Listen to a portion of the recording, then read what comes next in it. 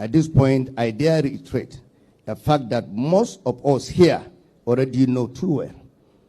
Our challenges in the North today are deeply rooted issues that began decades ago. The region has suffered from years of neglect, policy inconsistency, and weak governance structures. Blaming His Excellency President Bola Ahmed Tinubu, who has barely been in office just 2 years ago, for the problem that have been festering for over 20 years or more, ignores the complex history and systematic failures that span multiple governments and political actors in northern Nigeria. Well, the Tinubu administration bears the responsibility to find solutions. It is unjust and politically misleading to hold the administration solely accountable for the crisis that predates the tenure of the current president. I want to also at this point just, I was happy when the chairman of the ACF also made his own remark, and I'm happy he drew our attention, all of us here, that most of us who are the leaders in northern Nigeria, I think we should be open enough to take the blame, because there was silence. Where was our voices? Nobody was speaking in the last 10 years. Nobody was speaking in the last 15 years. Nobody was talking in the last 20 years. And we were sitting watching. The developmental indices in northern Nigeria, both the northwest, the northeast, and the north central, have deteriorated completely in the last 20 years to date. We're talking about out of school children, yes, 18.5 million when you talk about the UNICEF index right now. But more than 90% as of today. The 80% was about 3 years ago, 4 years ago. But if we don't take very serious action, we might not have a region called the northern Nigeria. So we have to be careful. And we should stop blaming President Bola Ahmed Tinubu. We should look at ourselves in the mirror and sit down. I'm happy what is happening today is unprecedented. This is the first time in the history of Nigeria officials from the federal government are sitting together in one hall to look at the problem of northern Nigeria and address it. And I think this is the beginning, and I can see hope. We need to continue with this and be focused and also be unwavering in doing this thing. There seemed to be a lot of discussion around the issue of the North being marginalized by the Tinubu administration. And there were very caustic remarks in that direction, but those remarks had merits, don't they? Let me come to that, because, you know, when I come to talk, I want to be specific. Sure. Let's look at this issue. Can we look at these developmental indices one by one? When you talk of marginalization, don't just say... Well, it's not me talking, it's them. No, they're talking. talking. When they talk, you're a journalist, you should interrogate what they say. Number one, here in this country, the Minister of Agriculture of this country is from where? It's from northern Nigeria. The Minister of State for Agriculture is from northern Nigeria. Let me give example of Kaduna, where I come from. Because when you're talking about Nigeria, let's break it down to subnationals. I'm from Kaduna. When I came as a governor, the budget of agriculture was about 1.4 billion. And remember, the Malabo Declaration in 2014 was that if we want to really transform agriculture, no subnational or national government should budget less than 10% in agriculture.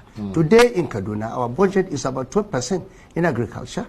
So that is number one.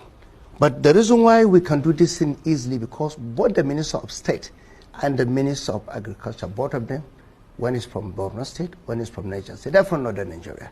The Minister of Livestock is from northern Nigeria. What are the measures when I'm talking about human capital development? It's healthcare. The Minister of Health is from where? From Bauchi State. The National Security Advisor is from northern Nigeria. The Minister of Defense is from northern Nigeria. The Minister of State for Defense is from northern Nigeria. The Chief of Defense Staff is from northern Nigeria. As if you look at it again, the Chief of the Air Staff is from northern Nigeria. We, you know, as a governor of Kaduna State, today you need to ask me, how do we address the problem of insecurity? When I came to Kaduna, you don't need to tell anyone. Kaduna was completely taken over by issue of banditry, insurgency, ethno-religious crisis in northern in Kaduna State. You can ask anyone. That is a fact. They are journalists, you can investigate, you'll find out the answer. Today, in the last 2 years, we have not experienced one single ethno-religious crisis in Kaduna State. That is not the role of Mr. President. It is the role of subnational governments to do that. Today in Kaduna, in the last 2 years, you've not had a single farmer had a crisis. 3 weeks ago, I was going to our local government to attend a function. I stopped over. Maybe one of your journalists was there. He covered it, Nisi, Gabriel. We stopped over at a particular village in our local government. That was an epicenter of religious crisis. But I was happy when I saw Fulani herders as well as farmers living together in the same community with a farm and cows just about less than 50 meters away. So how did you solve that problem? I solved the problem because what you need to do is inclusivity. You need to include everyone. President Aswaju didn't need to come to the north to tell you how to run your own state. We are a diverse state in Kaduna. We have Muslim, Christian, about 60 ethnic groups in Kaduna State. As a leader, the first thing you need to do is about justice. It's about equity. It's about fairness. And when we're talking about justice, equity, fairness, it's taking development to every part of the state, irrespective of religious, political, or ethnic affiliation. When I came as a governor, of course, at the beginning, I was elected mostly by people from the northern part of Kaduna. But today, when you go to Kaduna, you see the roads we are constructing. We do not discriminate. What is more important is for a leader to choose. Are you going to put forward politics as number one agenda or governance? Yeah, well, for us, governance is more important. Yeah. That's the reason why we solved that. Yeah. Now, talking about the issue of security, you are asking me what have the president done. As a governor, before I became governor, I was a senator, chairman Senate Committee on Banking. But if you go back to my history, realize that I was a senator that sponsored the creation of state police. Knowing fully as a senator, I was watching and sitting. As of 2014, ask anyone, there was nothing called insurgency or banditry in the northwestern part of Nigeria. It started around 2015. It became worse by 2021. Now, so under an APC government. Fantastic. Now, what I'm talking about here, because I'm a very blunt person, I'm not talking as a politician. Yeah, you need to know my antecedent. People talk about democracy. Some of us fought for this democracy. I was detained, charged 5 times by successive military government in Nigeria. Party controlled Kano. Your party controlled Kaduna, but you lost it in 2023. Your party controlled Lagos. You lost it. The trouble about 2023 election, there's so many things that happen, and we know them. We have taken inventory. We have ever corrected it, but I can not tell you on television so that you go and tell our opponents that APC have already put together all their problems. We know where the problem lies, and we have already put a machinery in place to correct, and we have corrected a lot of them. Shaun, let me tell you, I am a practical... Senator, have you corrected the pains of Nigerians too? The pains... They have politically corrected some of what did not make you win some state. Yeah. The heart of Nigerians matter in winning them. Have you been able to correct Shaun, the problem about, you see, today, unfortunately, President Buhari is no longer alive. A lot of things I would have said, I will not talk, because once in my own religion, if somebody is dead, you pray for him. May Allah give him a Jannah Firdausu. President Tinubu, I'm not taking a brief for him. Shaun, I'm not in government. I'm a private person.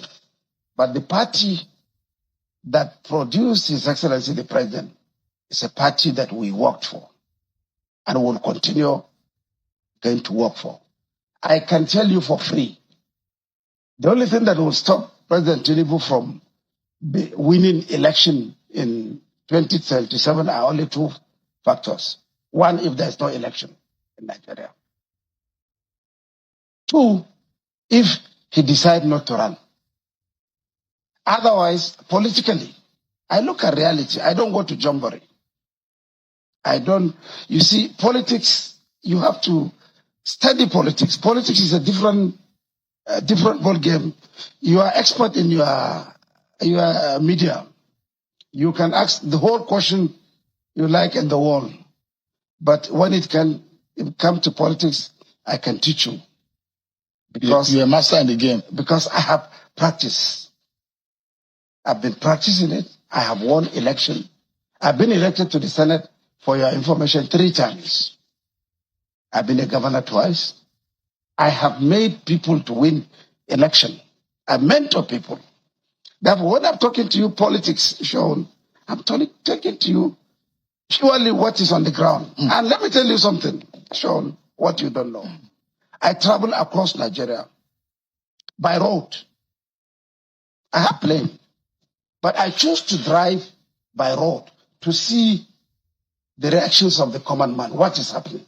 Are you seeing what the people are Whatever saying? we see. The pains of the Nigerian people. I'm happy that you travel by road. Yes, wherever. But do you see the pains of Nigeria? Wherever there's a problem, where there is problem, we try to advise and tell the president. But that's not for television. Are you able to? Have you spoken to the president on your last travel on the road and see the faces, the fallen faces, the pains of some of the Nigerian people, some who cannot feed?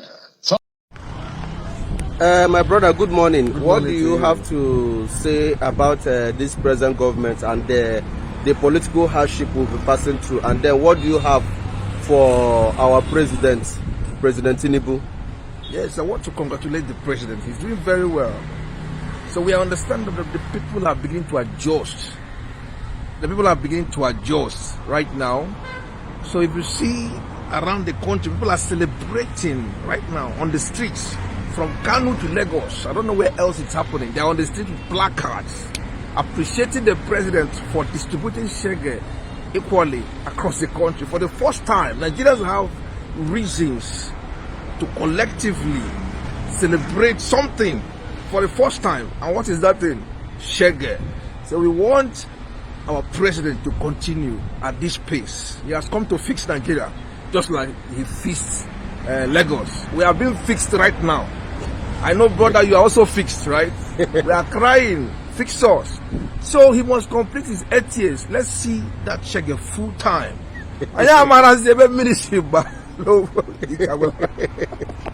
So guys, this is the funny mission. This is where I want to the funny me. Because when Jonathan was leaving office in 2015, he actually said that Nigerians will miss him. And truly, when Buhari entered, for the past 8 years, we actually was begging for Goodluck Jonathan to come back and be our president. Because the hardship was more than we anticipated. Now, Buhari, they come out 2023. He said that Nigeria will miss him. And as it is right now, I am even begging for Buhari to come back and become our president again. Because it's like our sofa. They upgraded it to Pro Max. Our sofa now has Pro Max. It has level. The level of Buhari has gone. So they upgraded it. It's like Tinubu upgraded the suffering. Who knows if Tinubu will be living and he will now say that we are going to miss him. That means may Ukukuma don't pack our load. They find where they go because the next person will go come. I'm not sure say we go even see food chop. I'm not sure. The one thing that annoys me in this country is that you will see someone who knows him, he knows himself that he's not capable to deliver this judge, to deliver this job. Okay? You will see still the same person, that person will still want to be in that position just because of his own personal interest. If the Prime Minister of UK can resign on his duty only for the fact that he cannot be able to manage the situation that UK was having? Who is the president of Nigeria not to resign? Who is the president of Nigeria not to resign if you know that you don't have the capacity to deliver on your job? People are suffering. The economy is down. No expertise, nothing. Just yesterday, I was listening to one girl that is from Cameroon here, and she said that their currency is now bigger than Nigeria. Ghana cedis is bigger than Naira. Burkina Faso money is bigger than CFA, is bigger than Nigeria. And you people will now say that Nigeria is the giant of Africa. Excuse me. Do you really know what the meaning of giant of Africa is? And you got the audacity to say that Nigeria is the giant? Where is the giant? You cannot even have 1,000 naira. In short, 1,000 Nigerian naira cannot even buy a loaf of bread. Who does that? When I leave me, this matter don't enter English. I have to speak English. Because no be matter who go use broken the talk here. You got the point now. This matter don't pass like that. Even if I'm laughing as I'm doing this video, the thing they pay me. This is not a country. This is not a country. I think this is just a place where people just gathered. We just gathered. We are not a country. Because a country is a place where people are comfortable. In this country, you and I know that apart from the politicians' children and the people who is benefiting from government, you and I that are hungry in the street knows that you cannot proudly say that you are a Nigerian. Let's tell ourselves the truth. And these same people will go in every year and remain in that office just for their own personal gain. This has to stop. God will not come from heaven to help Nigeria. It is we that are Nigeria that will help ourselves. And this thing, so waiting all these guys say they talk for yes talk. Though this first man, this Ubasani, the governor of Kaduna State, that man I to get joy for him because into the sensitive and into the lie for everything we be saying they do. Because at times I think say not only him be the person we be saying they come out from this northern part of Nigeria can't see the truth of everything we be saying they go on. Because if you carefully understand how they come out and talk at times, if they even make your own fellow people they hate them based on say you don't talk they talk truth. And so just they normally say when their person be the control, then they come out and talk when now we know another person. They come out they come out they talk and they make sense like that. You'll be waiting everybody will be say that this armor won't be that. Say if your own person they way in the control. When they over control of something, we be saying they talk. If another person come, if you talk, you go just they look and make him finish. That's what it just be. Though now we be saying that yes, now I don't see many of them go get something. We be saying I want to talk concerning this. If you have something to say about this, make it drop your own thoughts for inside comment section. And also if to this is the first time, make it like, share, subscribe. Thank you.